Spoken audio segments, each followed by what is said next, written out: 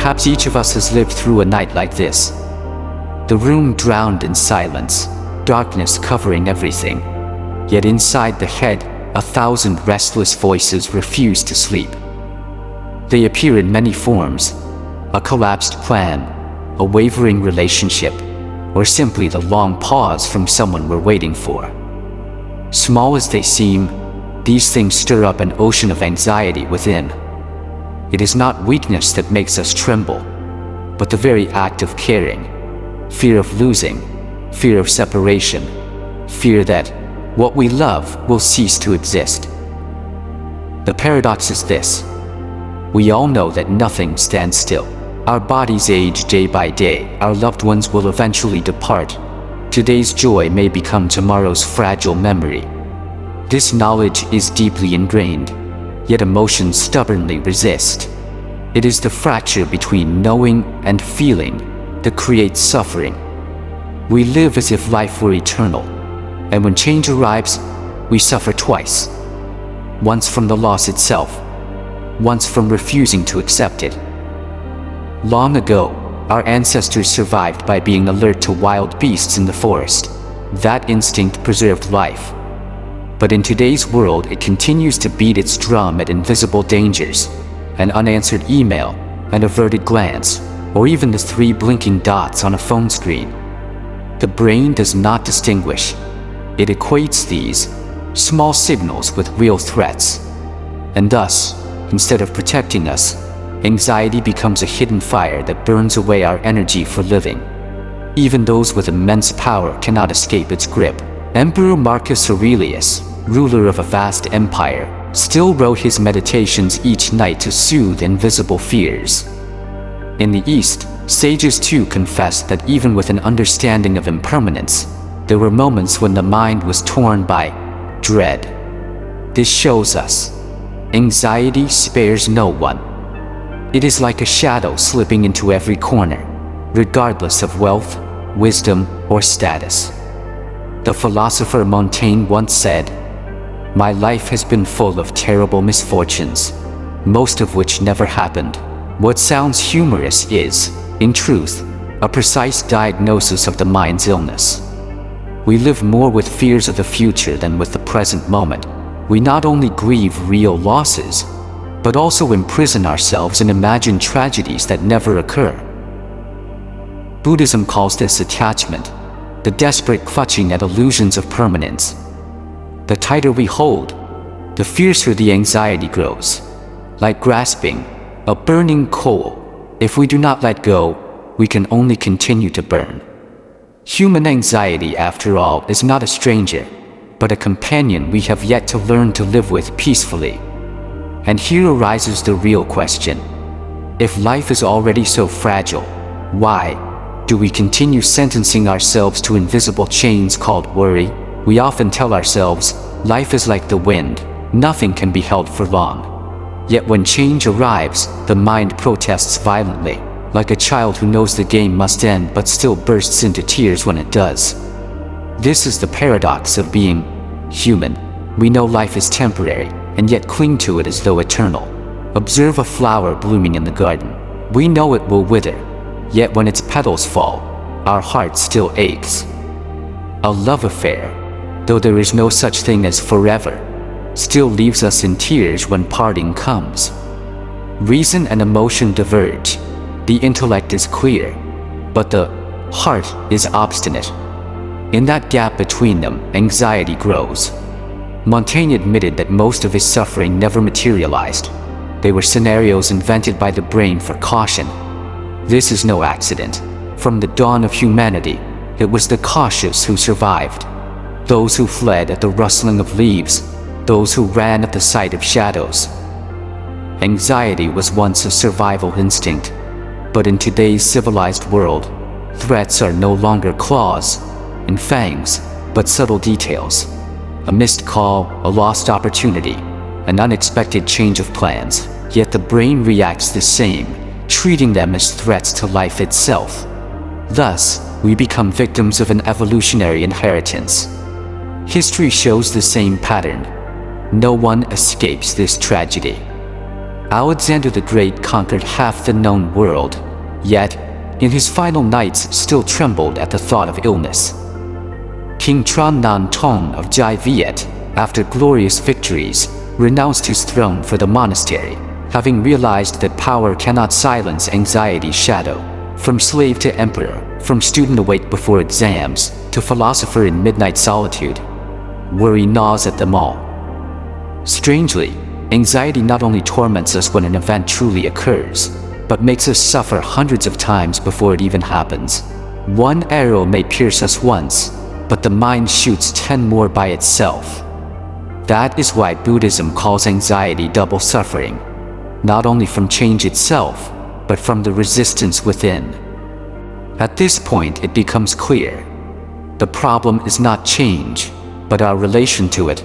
Aging is not as painful as our refusal to grow old. Losing a job is not as destructive as believing it defines our entire worth. Things are impermanent by nature, but it is our attachment that multiplies the heartbreak. So, if life is a river of constant change, why do we insist on building castles on the sand, then mourn when they collapse? The Buddha already answered, because we do not truly believe in impermanence. We grasp it with intellect, but live as if permanence were real. And it is in that gap that the roots of anxiety grow deepest. In Buddhism, impermanence, anicca, is not a poetic metaphor, but the very foundation of how the world is seen. The Buddha once taught, all conditioned phenomena are impermanent. They arise and pass away. When one sees this with wisdom, one turns away from suffering. This is not merely philosophy, but a truth evident in every fleeting moment of life. A laugh that has just ended, a breeze that has already passed, a heartbeat that belongs now to the past. Modern science, though arriving thousands of years later, affirms the same reality. Biology shows that our bodies are in constant flux. Cells die and renew. Blood flows every second. Even memory is never fixed but continuously rewritten by the brain. Astrophysics reveals that the cosmos itself is a ceaseless stream of formation and dissolution. Stars explode, galaxies expand and contract. Even time itself is in motion. Nothing stands still, not even for the blink of an eye. Yet when faced with change, we tremble. Like standing before the waves, knowing the tide will recede, we still wish to hold on to every drop. Deep in our subconscious, we cling to the illusion that what we love can remain. We take photographs to preserve a moment. We propose marriage to secure love forever. We accumulate wealth to buy eternal safety. But photos fade, love transforms, possessions pass into other hands. The truth is so obvious that we often avert our eyes, like a child closing them in the dark, believing the night will vanish if unseen. There is a familiar parable in Buddhism. A man enters the forest and sees a beautiful flower. He plucks it, places it in a crystal vase, waters it daily. Yet within days its petals yellow and fall. He grieves, blaming himself for neglect. But the truth lies not in his lack of care. The flower was born to bloom and to wither. It is the refusal to accept this law that gave rise to his suffering.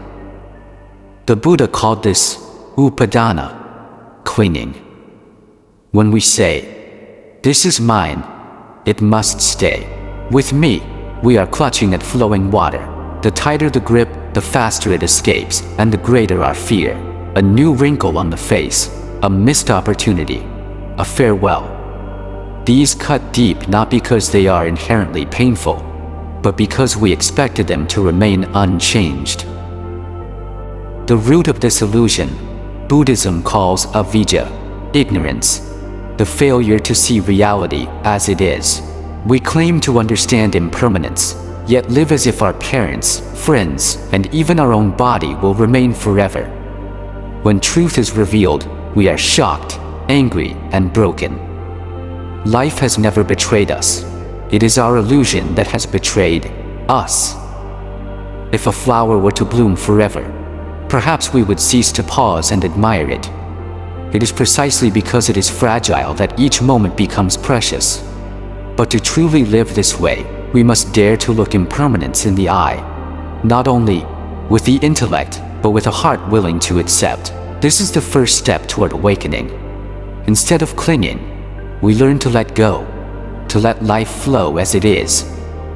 In the Buddhist teaching, the term dukkha is often translated as suffering, but its meaning runs deeper. It is not limited to visible pain, illness, loss, misfortune, but also the subtle sense of incompleteness and dissatisfaction woven into life. It is when we are happy but afraid happiness will end, when we achieve what we desired yet still feel empty, when we hold tightly, and the tighter we hold, the more afraid we become of losing. Consider youth as an example. Everyone knows they will grow old, yet when the mirror shows the first strand of gray hair, many are startled, as if struck by a sudden disaster. Or in love, today's passion may turn to coldness tomorrow. When relationships shift, we do not suffer only from separation, but also from the collapse of a belief that happiness could remain unchanged.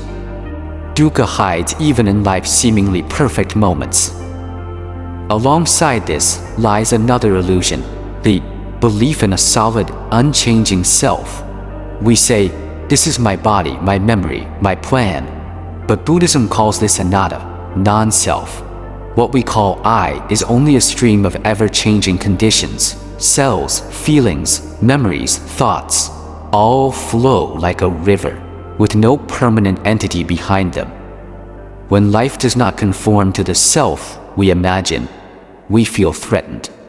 A failure at work can feel like personal collapse because we equated our worth with a temporary role. Wrinkle brings anxiety because we identified with a fixed image in the mirror. In reality, what collapses is only the imagined frame we built, not life itself, which flows on. Western philosophy also touched this truth. Heraclitus said, "No one steps into the same river twice. The I that steps in the first time is not the same as the I the second time." Yet in daily life, we act as if the river were unchanged. It is this clinging to illusion that magnifies anxiety. Modern neuroscience echoes this. Researchers show that the brain constantly reconstructs memory. A story recalled today is not identical to the one remembered tomorrow. Even the body renews itself. Billions of cells die and are replaced each day. What we call self is not a fixed being, but a process in motion. If we realize this, change loses its sharpness. Failure, parting, loss. These are not the destruction of me, but transitions within a natural flow. Yet because we deny anatta, we confine ourselves in rigid molds. When life refuses to fit them, we struggle. And the more we struggle, the deeper the wound. Dukkha, at its core, does not lie in events, but in our clinging to a self that never truly existed. And therein lies the greatest paradox. Human beings suffer not only because of impermanence, but because they believe in a self that stands outside impermanence. To understand anatta does not make us cold or detached. It softens our grasp. When I is no longer a fortress to defend, we can live more gently amidst the ever-shifting stream of life. Many people, upon hearing the word letting go, immediately think of indifference, neglect, or turning away from life. But in the Buddha's teaching, letting go does not mean cold detachment.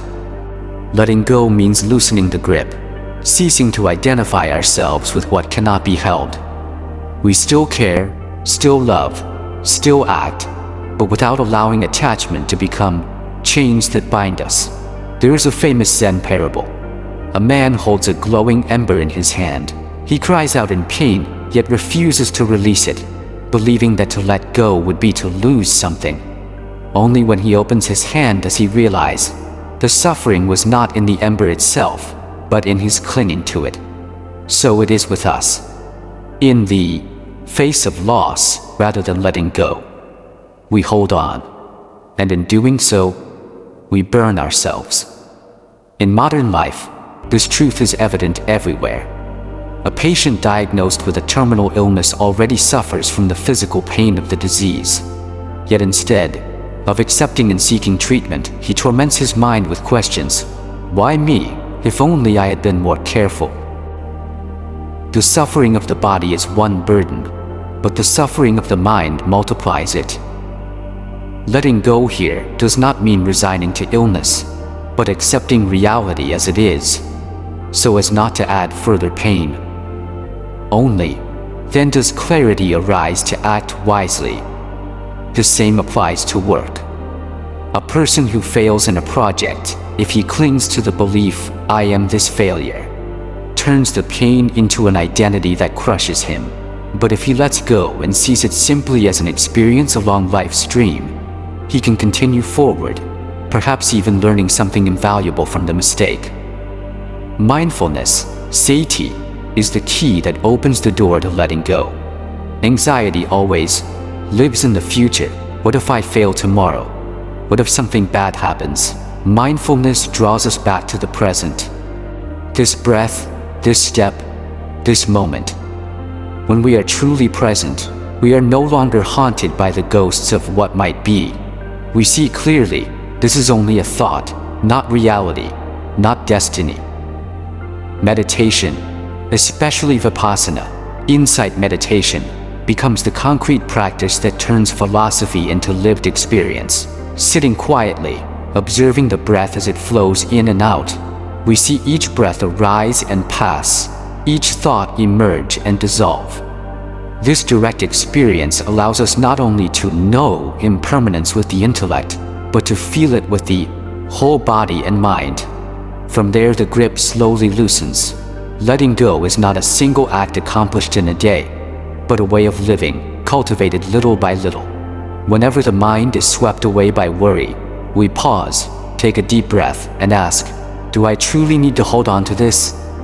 The answer is often no, and in that moment, a small space opens within, enough for the light of peace to enter. Even monks must practice this daily. Letting go does not make us unfeeling, it allows us to love more deeply. For when we know everything is fragile, we cherish it more completely. A hug, a kind word, a simple morning, all become precious, because we know nothing lasts forever. In Buddhism, mindfulness is not merely a relaxation technique, but the gateway through which wisdom arises. The ancients often compared the mind to a lake. When winds blow, the surface ripples, and reflections are unclear. Only when the lake is still does the moon appear in its fullness. Likewise, when the mind is disturbed by delusion, anxiety, and fear, truth cannot be seen. Mindfulness stills the waters, and in that calmness, wisdom shines forth. Wisdom, panya, in Buddhism, is not knowledge accumulated in books. It is the clear seeing of the impermanent, unsatisfactory, and selfless nature of existence. To gain this vision, one must train in moment-to-moment awareness. When eating, know that you are eating. When breathing, know that you are breathing. These seemingly ordinary acts are the foundation of awakening. From such small awakenings, larger truths gradually reveal themselves. Imagine a student learning to play the piano. Reading music theory alone cannot convey the essence of harmony. But when he places his hands on the keys, practices each note, listens to each sound, gradually he understands what music truly is. Wisdom in the Dharma is the same. It does not come from theory, but from direct experience through mindfulness. There is a story in the scriptures about a young monk who was very intelligent, able to recite many of the Buddha's teachings, yet when insulted, he still grew angry, and his words were sharp. The Buddha told him, "You are like a cowherd who knows how to count cows, but not how to care for them." His meaning was that memory and theory are mere tools. Only when mindfulness is applied in daily life, turning teachings into living experience, does true wisdom mature. In modern science, neuroscientists have discovered that when people practice mindfulness regularly, the brain reduces activity in the amygdala, the center for fear and stress. and strengthens the prefrontal cortex, which governs awareness and wise decision-making. In other words, mindfulness not only brings immediate peace, but also restructures the way we perceive and respond to life. And this very shift lays the foundation for wisdom, the capacity to see reality as it truly is, unobscured by illusion. In daily life, this connection becomes clear. A mother, worried about her child studying far from home, easily drifts into imagined scenarios, accidents, failures, loneliness. Without mindfulness, such worries grow into obsessions. But when she pauses, notices her breath, and clearly sees this is only a thought, she is no longer dragged away. From that stillness, wisdom arises with the question, does this worry help? Is there a more meaningful action? Instead of sitting in fear, she may call her child with encouragement or write a warm letter. Thus, from mindfulness comes wisdom, and from wisdom comes right action. There is a beautiful metaphor in Zen. Mindfulness is the lamp, and wisdom is the eye. If we have eyes but no lamp, we still wander in darkness. If we have a lamp but no eyes, we still cannot see. Only when both are present, light and vision, can the path appear clearly. Mindfulness offers moment-to-moment awareness, while wisdom provides long-term direction. The essence is this: mindfulness is not separate from ordinary life. It is not only for sitting in caves or monasteries. It is present in meals, in work, in conversations. When the mind is truly here, we see impermanence in a smile, in a sigh. That very seeing nourishes wisdom, a wisdom that appreciates, that lets go, that lives without being swept away by fear. There is something strange. When we look only at ourselves, worries tend to swell until they consume the whole heart. But when the heart opens to others, anxiety gradually dissolves. Compassion, metta in Buddhism, is not merely an ethical sentiment, but a medicine for healing. Anxiety often arises from a sense of isolation, from the obsession that I and my suffering are unique. When we realize that everyone longs for safety, that everyone trembles before impermanence, we suddenly see we are not alone. During the Buddha's time, there was a monk afflicted with leprosy. He often felt ashamed, fearing rejection. The Buddha not only refrained from avoiding him, but personally cared for him, washing his wounds. The entire community was moved by this. From that day, the monk no longer lived under the shadow of isolation, but felt embraced by love. Compassion dissolved his deepest fear, the fear of abandonment. This story reflects the modern world as well. Many people suffer anxiety not because of enormous tragedies, but from the feeling that no one understands them. A student far from home, a worker under pressure, an elderly person in an empty room. When connection is absent, the mind fabricates countless dark scenarios. Yet a simple gesture, a hand held, a listening ear, an understanding gaze, can break the cycle of worry. Existential philosophy once said, human beings are thrown into loneliness, but Buddhism offers a different view. We are inherently connected. No one can live apart from the breath of the forest, the rivers, or the light of the sun. Everything exists in mutual dependence. This is pratyasamutpada, dependent origination. Realizing this interconnection, we no longer see ourselves as solitary islands adrift in a sea of suffering, but as part of a vast web of life. Thus, our burdens feel lighter, because we know we do not carry them alone. In fact, many psychological studies have shown that compassion and altruistic action significantly reduce levels of depression and anxiety. Helping others triggers the release of oxytocin, the bonding hormone, which brings warmth and trust. Healing, then, is not only an inward journey, but also an outward one. By lifting others, we lift ourselves. There is a parable. A traveler walked through a dark night, bent beneath a heavy load. All around was only thick shadow, filling him with fear. Suddenly another traveler appeared, also carrying a burden. They sat together, shared food, and lit a torch. The darkness diminished, and the path grew clearer. The miracle was not that the load vanished, but that in sharing, it became lighter. Compassion is that torch. In our lives today, we can practice compassion in simple ways. When seeing someone rushing, instead of judging, we can think, "May he be safe." When hearing harsh words, instead of reacting, we can remember, "This person must also be suffering." Such silent wishes are like seeds sown in the heart. Gradually, they sprout into a vast garden where anxiety cannot easily take root. The power of compassion lies not only in easing the pain of others, but also in opening a new dimension of life. While anxiety contracts the soul, compassion expands it. While fear narrows our vision to a bleak future, compassion brings us back to the present, where real people, real connections, and small joys reside. Above all, compassion reminds us, life is impermanent, but in each fleeting moment, we can sow warmth and kindness. These are impressions that do not fade.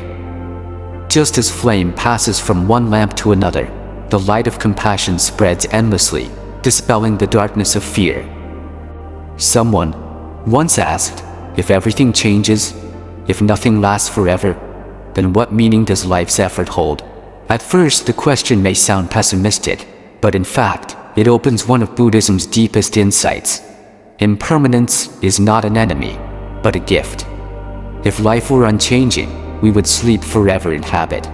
But because everything passes, we are urged to awaken, to cherish, to love, while we still can. Imagine a lotus blooming on the lake. If it lasted forever, our days might grow indifferent. Precisely because it exists for only a few short days, every moment we pause to look, to breathe, to savor its fragrance becomes priceless. Impermanence transforms the ordinary into the extraordinary. It grants each instant an irreplaceable value.